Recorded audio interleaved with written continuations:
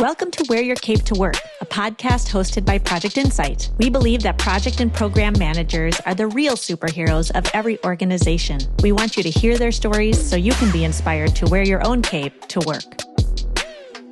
My guest on today's podcast is Ashlee Simmons. She's the VP of PMO at Summit 7, and I encountered her first on a panel that I attended at PMO UnCon in San Diego in the spring of 2026. What I noticed is that Ashlee has a tremendous talent in stakeholder management, as well as organizational strategy and change management. And she's honed that skill over the course of her career at Summit 7, starting out as a project specialist, becoming a project manager, coming up to a director of program management, and ultimately landing in an executive role as the VP of PMO. And some of the skills that she learned, she said, originated even way back when she was playing national team soccer. You're going to love this episode. Thank you so much for joining us today, Ashlee. We are so glad to have you on the Wear Your Cape to Work podcast. Thank you, Trina. I'm excited to be here. Yeah, Matt and I were talking after I attended the PMO UnCon, and I was telling him about all of the great material that we were learning about and people who were a part of that event that was hosted in San Diego this year. And that's when I encountered you for the first time on a panel. And the panel, just so our audience knows, I was very intrigued because the title was something to the lines of how to drive value as a PMO, as opposed to proving your value as a PMO. And the leaders who were a part of this panel all were, executive PMO leaders who had faced this challenge of, having to go to executive stakeholders and say, we're valuable because, and trying to flip that on its head and be the ones the executives are turning to actually drive value as leaders in the organization where you're being turned to or invited to the table to that conversation. Did you enjoy that conversation at PMO UnCon? I loved it. It was funny when they asked me to come in and be one of the panelists. They gave me a choice of a couple of the difficult sessions, and it was without a doubt I was going to pick that one because just extremely passionate about how hard of a time people have, especially project managers that are early in their career, trying to figure out the difference between proving and driving. And I remember that time in my career when I was always trying to prove myself, and it was an incredible shift when I realized that if I drive it, I no longer have to prove it. So it was an easy choice for me. I love that. That's going to be like one of the quotes we have to put up already. I can tell, if I drive it, I don't have to prove it. That is so very cool. I sat there in awe of all four of you who were on the panel, just listening to the stories that you had. And one that stuck out for me from your experience was having so many different stakeholders over the course of your PMO time there, tenure at Summit 7, and how you'd encountered certain people as your leader. The PMO was under a certain leader, and then things changed in organizational structure, and there was another leader from a different area of the company. And I don't know if there were 2 or 3 or even more changes, but I remember what you had talked about was that if you learn, that executive stakeholder who is the leader of, the department or the organization, and they move away, you actually have this great big pool of knowledge of interaction of how to relate to that area of the business. And it actually can frame being with another stakeholder, and you can tie those two stakeholders together and what they both bring to the equation. And you're kind of like the translator between those areas. That was cool. Transitioning between different executives is never easy, especially with a department like PMO, who is looked at as more of a cost center and with different competing priorities. It was really all about just the people, understanding the different leaders, what their goals were, what they were driving towards, and how we could position ourselves to get them there faster or get them there more efficiently, or even just solving some of the problems that they have that doesn't get them closer, but helps them in the long run, building that relationship. And once you have that relationship built with one, when you transition, you never want to lose that relationship with the previous one. Mm. You almost want to just like keep building bridges from one to another so that they're all just connected. Yeah, I love that. Your hub and spoke becomes bigger and Yeah. bigger, and your influence, gets greater and greater. Is that kind of how you had that maybe light bulb moment of I'm not proving my value, I'm driving what we do? Or can you describe how that hit you? Yeah, that's exactly it. I feel like it was after that first transition from one C-suite leader to another. I realized that there were so many other ways that I could influence and drive priorities for the business. And it didn't mean that I stopped driving the ones that I was for the previous C-suite. Mm. I mean, the fact that I still reached out and said, "Hey, are you still happy with this service? Do you still need it? Is it still meeting Mm. your needs? Like, just because we're over here, I don't want to give up that support that we know we're getting to you from this side of the house." And making sure that the new C-suite leader that we were reporting to understood that that service was still important, it was still a need, and it wasn't going to take priority away from what they needed us to do, but it was just going to continue to add value to different parts of the organization. Honestly, it just makes me think of this idea of you getting in a bunch of cars and setting them on cruise control and making sure that That's they're true. still angled That's right and exactly everybody it. happy and like, hey, do you still need this car to be driving that way? Yes, I do. Like, Yeah. that's great. What a um really powerful way to do exactly what we're saying, right? Prove your value with that. So, Hmm. is that something that those leaders, you know, provided you feedback on? Like, we've never had this kind of experience, and then that, snowballed for you, or Yeah. what did that look like? Yeah. It really was, and not just feedback, but there were a lot of times where, especially that second C-suite leader that we transitioned to, they would actually come back and challenge us to do more of that, or even do more stuff that was outside of a traditional project management scope. I mean, I feel like every time he had an idea for something, it was always like, well, I know project managers don't do this, but if the skill set, or we needed a facilitator in this meeting, or we really needed to drive this process to end, and you needed somebody that was in a third party seat that understood all the different department needs and just had also the organizational knowledge of where the department was 5 years ago, some of the problems they went through, some of the chips on the shoulder that they still had, and Mm. could navigate all those different relationships and process needs and just ask the right questions and say, well, is there a reason you do it this way? Would you consider doing it a different way? Or how does that impact you on the other side of the table if they were to change this? And it was almost like, because they would continue to challenge us to find other services and add those services to our catalog, it expanded so many more doors to where other departments would see, oh, you helped them with that process. Well, can you come help us with this process? We're having these problems. And it was like spreading like wildfire. Uh, but I'd say that was definitely the pivotal moment where I realized like we don't have to operate within our scope when we're a PMO. Like, Mm. our scope is to support the entire organization in any way it needs, and we can figure out a service for that.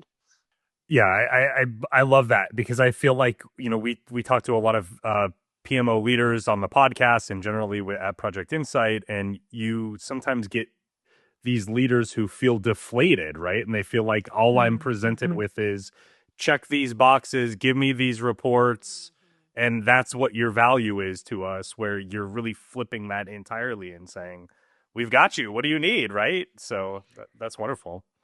It sounds Yeah. like, too, because you provided that value that was real, right? That Right. real feeling of value, the executive Hmm. or the C-suite leader is like, no, this is working. And you can kind of start to feel that. Like, there's a chemistry, right? There's all of a sudden you're like, oh, no, we hit something. We struck the right chord. We got, Right. those little wins build up. And then suddenly you find yourself, like we talked about, with a seat at the table. If there's people that are sensing that you're a solution and you're being brought in, that's exciting. That's when, you're being invited. Do you have any advice for people who know they're in the box checking side of the table and they want to be on the seat at the table or at least closer to even entering the door? Do you have advice of where to start? I would say the biggest piece of advice that I would give is don't put yourself in a box. Um, After PMO UnCon, I started reading through the PMO practice guide, and I Mm-hmm. mean, uh, it was enlightening. I have the PMO CP on my list of certifications to do this year. And it was like that guide basically talked about the transition from a traditional PMO or just traditional project management and the evolution of it and what different strategic tactics gets you closer there. And honestly, if you don't have that forward-looking mindset and can't think outside that box in a strategic manner, the same way the executives are thinking and looking, that probably keeps you the furthest away from getting to that door than anything. And I think being a project manager, just at heart, it's hard to think that way because you're so bound by your costs and your scope and your schedule.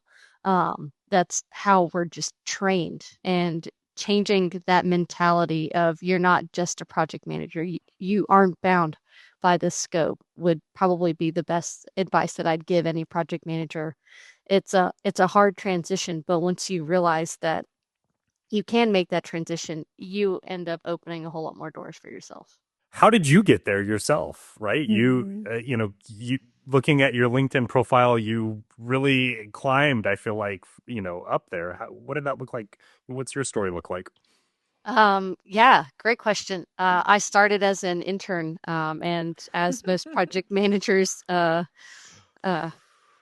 start in this industry, it was just a complete accident. I was the assistant soccer coach at the local Division II college here for the women's team, and I knew quite a few high school coaches in the area, and one of them came up to me and said, "Hey, what do you plan on doing after you graduate with your MBA? Are you gonna stick to coaching?" And I was like, "No, I don't think college coaching's for me.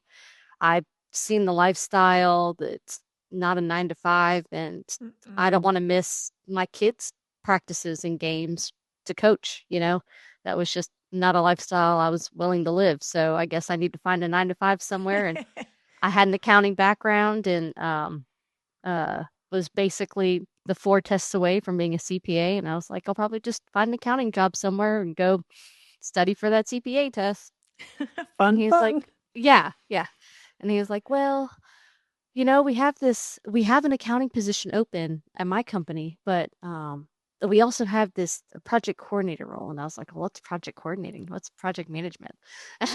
Had Yep. no clue what it was. And he was like, well, it's kind of what you're doing as the assistant coach. I mean, Yeah. you're managing 26 college kids and their Mm-hmm. schedules and their practices, you're recruiting, you're bringing people on board, you're typing up travel itineraries. I Yep. mean, literally everything. And he's like, you even work in like different programs because you have like your in season time and then you're out of season and then your summer and then your Mm, recruiting season. So, like, he kind right. of just walked me through just how I could envision what I was doing was really just project managing a women's soccer team.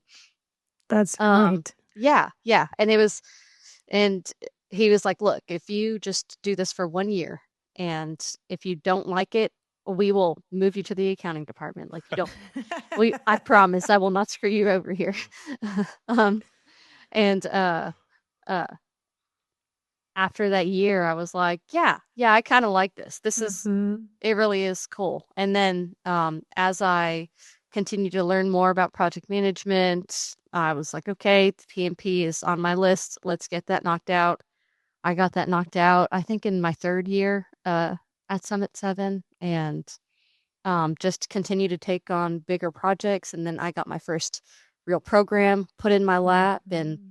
that was a lot of fun, a huge learning curve. And then just the demand of projects continued to increase and we needed to hire. And then a managerial position opened up and I was like, well, yeah, I remember how to manage. Like I did that Right. Yeah. coaching the soccer team. So Right. it was kind of like a come full circle moment, managing college soccer players, managing projects, and then managing PMs. So going back to that managerial experience that I had at UAH put me back in my comfort zone. And it allowed me to coach again, but just Oh, coach that's project cool. managers and give them all the experience and the knowledge that I had gained throughout my career.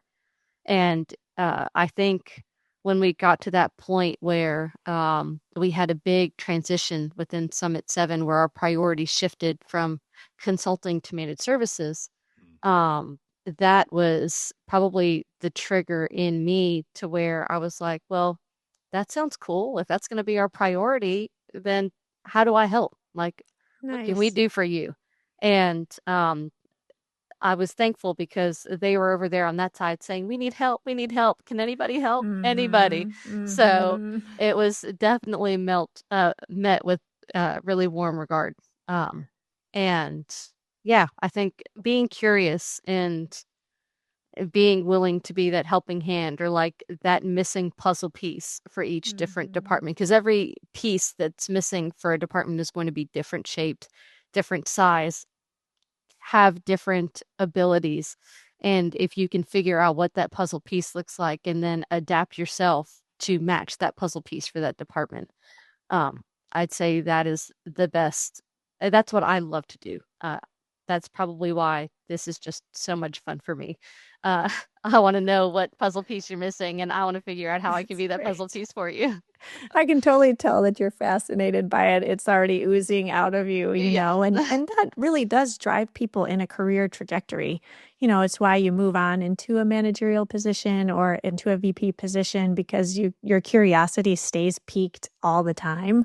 I mean, one of the reasons we host the Wear Your Cape to Work podcast is because Matthew and I are just fascinated with project managers and leaders in project areas. Like these are really important jobs that people have in organizations. And we really truly believe that they're the reasons that these companies succeed with their business initiatives, the strategies. Like if they didn't have people like Ashlee or other guests we've had on, or the people listening, in these roles, helping these projects come off successfully, there wouldn't be value to what you're doing as a company, or it wouldn't be happening as smoothly. So we're super impressed by all the different kinds of talents people bring to their work because, like you said, one puzzle piece in one role isn't necessarily the right puzzle piece for the next role. So there's room for everyone to bring their skill set to project management and use it in a way that benefits the organization. And you're saying yours is actually finding the way that you can help. You told me in a previous conversation that you felt like not saying no is one of your superpowers. Can you tell us a little Yeah, bit more about that? definitely. And being a project manager, you are in the customer service business. I mean, everything we do is for the customer. It doesn't matter who the customer is. And in any customer service business, you're just usually, if you're trained in it, you're taught that no is never the answer.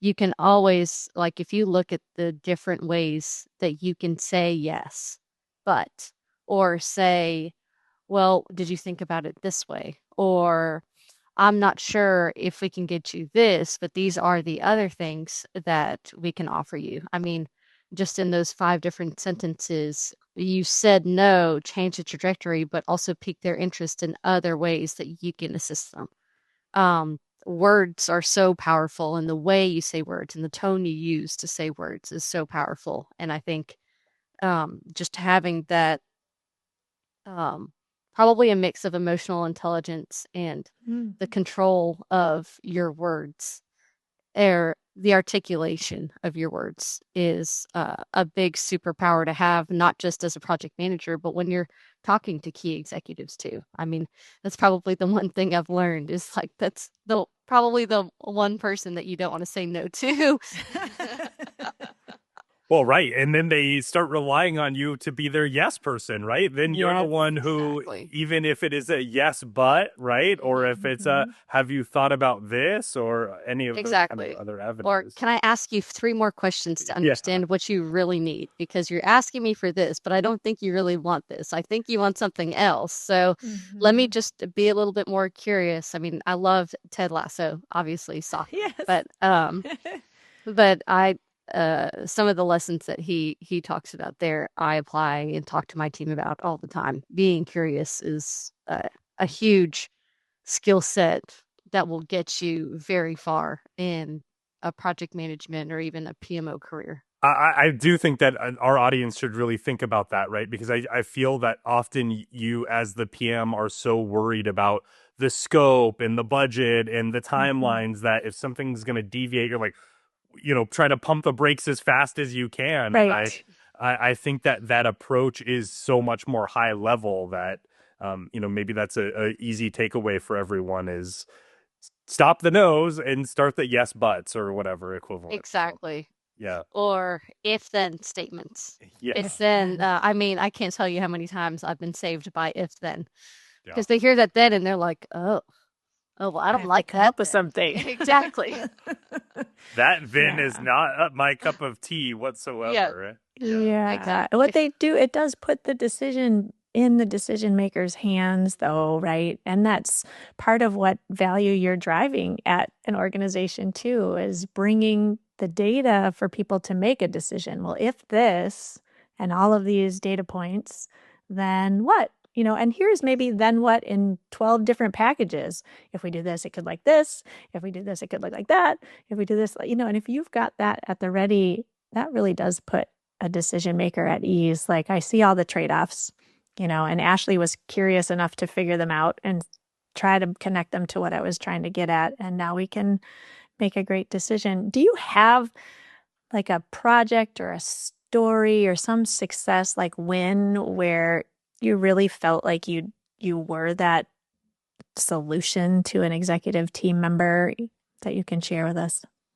Um, yeah. I will always, when people ask me about like just projects that I succeed in, and I kind of turn it back around and say, well, every project that I do for the first time, usually it's a big failure. Like, That's uh, funny. I don't think I've gone through a brand new project with new scope and something that I haven't seen before and said, Yeah. yes, I did that as a success in the first time because it's just going to be such a big learning curve and it's just hard. And then once you do it the second time, you have so many lessons learned that you can pull from, and you're like, okay, I can be proactive about this. I can mitigate these risks. And I would say one of the projects that was that pivotal moment for me was a really big internal Summit 7 initiative that we had to do.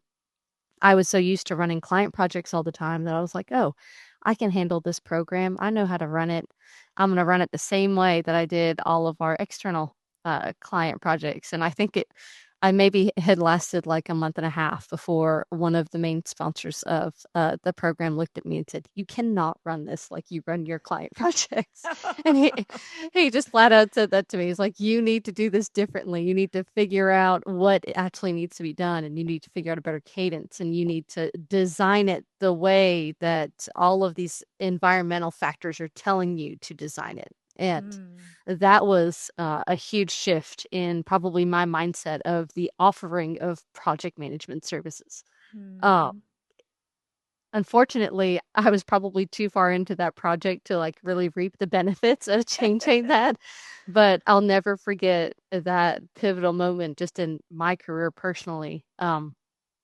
It really allows me to take a step back, and before I say, oh, you need this service, like I'm very cautious about what I ask and what the end goal is and what the outcome is expected to be and who is going to receive this outcome, because the person receiving the outcome is, if it's a different person, then they're going to want it in a different way, in a different format. And there's so much more to consider when you're designing the service that you need to provide. And not, it doesn't matter if it's the exact same product for the exact same C-suite level, there's always going to be some type of environmental factor that requires you to run it just a little bit differently.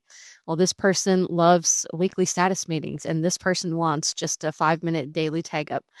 This person wants PowerPoint slides, and this person wants a Teams planner checklist. There's so many different factors that go into that. And I think once I kind of failed at that big internal initiative, it allowed me to open my mindset on how I plan differently going forward and how we train project managers to plan differently going forward here. I think that's a big transition period too. That's cool because I heard two things there. You said we were asked you to talk about a successful project, and you shared one that failed and was a success because it failed. Right. That's super cool, audience. Take note, right? Sometimes failing at something is the success of the career path, which is super cool. And then secondly, I think you brought up the fact that not being curious can actually be a risk for your team. You know, if you aren't asking questions or you're making assumptions about what people want, that's actually more risky than being a curious person, you know, and asking and wondering and having some awe and, you know, just interest. That's an interesting twist. Yeah, I really appreciate that position. That learn from the failure. That's the key part. Don't just keep hitting your head, right? Get above and beyond. You throughout our conversation, I've mentioned the certificates that you have. You've also mentioned that you have your MBA. What extra little bit does that bring to the table for you as it pertains to the business acumen that you now have because of all of that learning? Mm-hmm. It definitely didn't feel like it brought anything to my project management background in any way, shape, or form. Wow. Okay. But as soon as I took on that managerial role, it was like everything started clicking. Oh, sure. Every time I was sent slides to review or asked for a report or capacity resourcing, strategy, budgeting, all of that stuff, just as a department head that you're required to provide, that was just second nature to me. And I didn't realize how valuable that skill set was, that it was just second nature. Because, I mean, there's a lot of people, especially project managers who want to move into management, that don't know the first thing about putting together a department budget. Yeah, I was just going to agree. I think that's wonderful. I think that's really great advice for the audience who might be looking to make that career step up. This is a great path to do that. And maybe if you're not, maybe don't invest the time and the effort and the funds to do so, right? Exactly. If you're happy just running projects, which thank you for running projects because you make the world go. We need people to run projects. Exactly. Save the time and the funds, really. So yeah. Well, and there's some room for like learning your business's acumen, right? Your own company's business acumen, where you're understanding what your company does, what their goals are, what their mission is, why we have the projects that we're managing anyway. That's different than an MBA where you're getting a master's of business administration, right? That's running a company. But it seems like the translation, and I felt this way at PMO UnCon. There were hundreds of PMO leaders there, if not thousands. I don't know if they hit the 1,000 mark, but hundreds. And they weren't all beginner PMO leaders. There were leaders like yourself and others who should and were teaching, in these classes and sessions. And you could tell, I almost asked everyone, do you have your MBA? Do you have your MBA? Do you have your MBA? Because the language of the discussion was about how we can help executives make strategic decisions about business over and over and over. And you couldn't possibly help if you didn't have some business acumen towards how that lays out. So an MBA seems like a great idea. And I saw it behind your name and I thought, I knew it. I knew she had it. Yeah. It's funny. Obviously, with my accounting background, while I was going through my assistant coaching time, I was actually going to do my master's in accounting instead. And one of a good friend who had just finished his master's in accounting looked at me and said, no, you don't need that. You already have an undergrad in accounting. You don't learn anything new in that master's of accounting. Do your MBA. It'll take you so much further, and you won't ever know that you'll need it until you realize that you needed it. That's good. Thank you for Until sharing you're that with the using it. audience. Yeah. Yeah, it's Exactly. helping you Until you're run. using it. Right. Yeah. Yeah. That's great. Well, I think it's really fun that you have shared so much about soccer throughout this whole episode, talking about getting into project management because of soccer, deciding that you could take on a project management role because of all the things you've done for the soccer position, realizing that you could manage entire programs based on the soccer analogy. And one of the things Matt and I like to witness in these episodes is that some of these skills were in you before you even got near to project management. Were you born, with these skills to number crunch, really be curious, be able to manage all the moving parts without panic? Do you see that in yourself?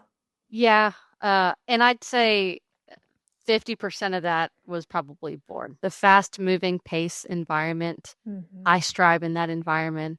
I don't do well with busy work. I also feel like just like that high work ethic. Like this is a profession that you can't just clock in your 40 hours and get your job done in 2 out of the 8 hours of the day. Like there's always something. And if you need to put in that 42, 43, 45, or 50, like you can't fail because you're not allowed to fail.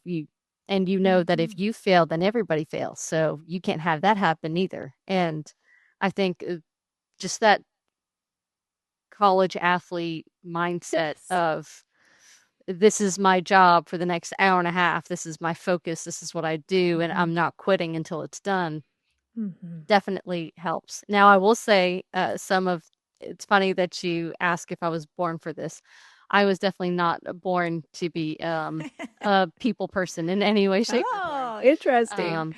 I will definitely attribute all of that to the college coach that I played for and coached for. Nice. I mean, I was a fantastic soccer player and I was so good, but I think most of my teammates hated me because I just didn't care about their personal lives or like what was going on with them that day. Like that people and empathy that I needed to learn was really hard as a college athlete because they tell you to just leave it at the door off the field and like focus on the field. So I feel like that was a big transition for me that if I didn't have my coach looking at me saying, you need to care about your teammates, you need to care about the people around you, you need to build that relationship with them because it'll make it that much easier for you on the field. They'll actually want to play with you and they'll actually listen to you when you give them constructive feedback.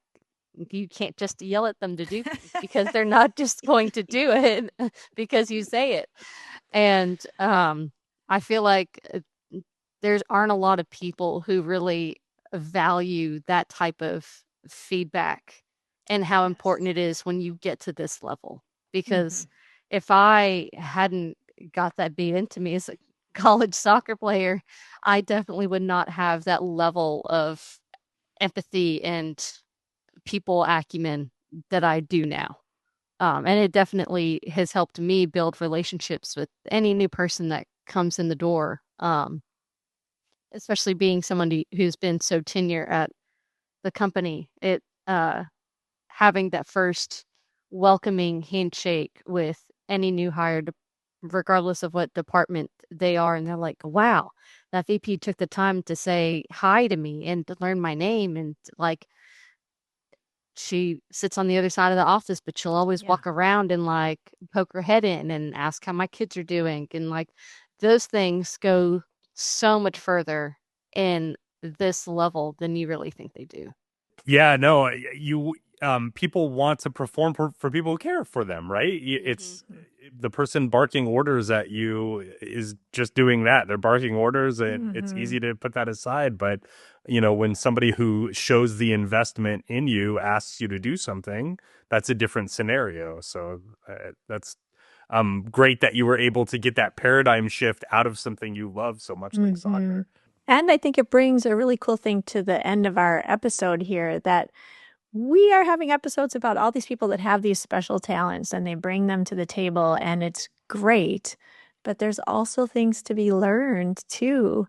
And it's the reason we share these episodes that have different strengths across different industries, across different people, because maybe you're great in this area and you're super awesome at tying on that cape, but there are other capes to be worn, and it takes some learning, and you have to learn from others who have obviously come across or come along a timeline of this in their lives. So thank you for sharing your timeline, because I think we got to witness it in the episode. This, Ashlee from the soccer coaching became Ashlee, as a project leader, and then Ashlee as a people manager, and Ashlee as a VP of PMO. I mean, it doesn't happen overnight, everyone, right? But if you are curious, like Ashlee says, and you really dive into it with your whole heart, just like you did with soccer, you can make this a great career path. So thank you so much for being a part of our show today. We are so lucky to have heard from you. Thank you for joining us today on the Wear Your Cape to Work podcast, hosted by Project Insight. If you enjoyed today's episode, please like, follow, or leave us a comment. If you subscribe to our YouTube, Spotify, Apple, or other favorite podcast channels, you'll receive notifications of all of our new episodes. We'd also love it if you would share Wear Your Cape to Work with your network of PMPs or anyone else who might enjoy the show.